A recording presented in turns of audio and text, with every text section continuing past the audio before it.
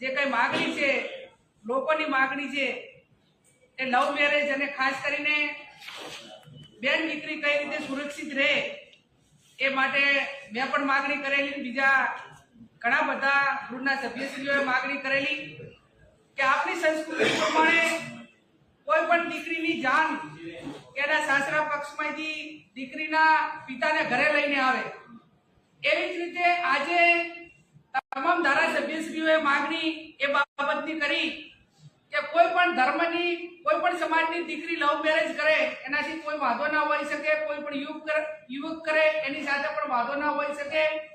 પણ આવા લગ્નની નોંધણી જે તે ગામની દીકરી હોય એ ગામમાં એની લગ્નની નોંધણી થવી જોઈએ, એની ધાર્મિક વિધિ ગામના મંદિરમાં થવી જોઈએ અને એમાં પંચની અંદર જે પંચ કેસ તરીકે એને પંચની નોંધણી લેવામાં આવે છે, સાક્ષીમાં લગ્ન કરવામાં આવે છે, એ પંચ પણ ગામના જ રાખવામાં આવે, આવી અનેક ધારાસભ્યશ્રીઓએ વાત કરી છે। ભૂતકાળમાં લવ જેહાદ જેવા બિલો લાવ્યા, એ બિલોની કોઈ અસર નહીં અને વર્તમાન જે સમયની માંગ છે એ જેમ દીકરીઓની સંખ્યા ઘટી છે એમાં જે અસામાજિક તત્વો હોય, ક્રાઇમ હોય, કોઈ એને ધંધો રોજગાર ના હોય, એની સમાજમાં ક્રેડિટ ના હોય, એને કોઈ દીકરી ના આપતું હોય, આવા યુવકો અસામાજિક તત્વો અને ક્રાઇમ સાથે સંકળાયેલા એ દીકરીને એની નાદાનીનો ફાયદો ઉઠાવીને ડોક્યુમેન્ટ લઈને મા બાપને અજણ રાખીને, સગાવાળાને અજણ રાખીને જે લગ્ન કરે છે એ અંતે દીકરી માટે દુઃખદાયક હોય છે અને જ્યારે પોતે એને પોતાની વાતનું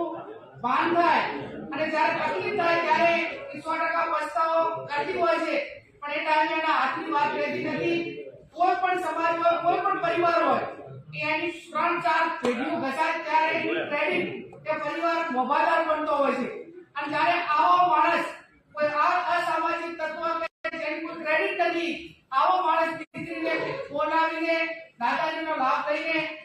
લવ મેરેજ કરે છે, એ ટાઈમે આખો પરિવાર ધરાશય થઈ જતો હોય છે। એટલે આ સ્થિતિનું નિર્માણ ટાળવા માટે કરીને વર્તમાન સમયમાં મેં અગાઉ કીધું એ પ્રમાણે લવ મેરેજ કરે એના કોઈ વાંધો નથી, પણ એ ગામના નોંધણી થવી જોઈએ, ધાર્મિક વિધિ ગામમાં થવી જોઈએ અને પંચ કેસ ગામના જ હોવા જોઈએ। આ પ્રમાણે વિધાનસભા ગૃહની અંદર માગણી કરવામાં આવી।